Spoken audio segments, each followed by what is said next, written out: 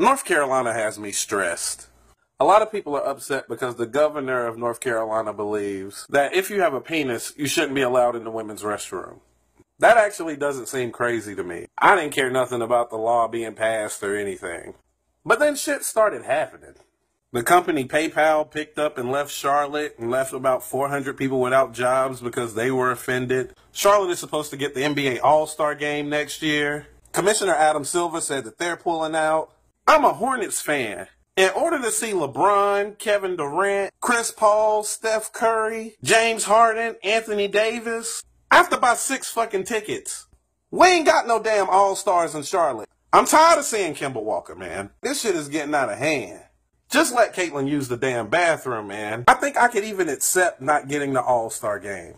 But my favorite website, xHamster, is not letting their porn be streamed in North Carolina. Now that's the work of the devil. Why are y'all taking this out on me? I didn't pass no damn laws. You telling me I gotta drive all the way to South Carolina to masturbate?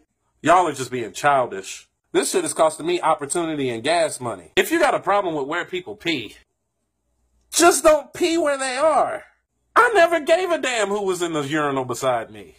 I tell you this though, the LGBT community is strong than a motherfucker.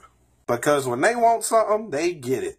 And I think that it's awesome that these billion-dollar companies will step in when the government is discriminating against people. I just wish they would do it for black people too. But that's none of my business. I'ma just sip my Flint, Michigan water.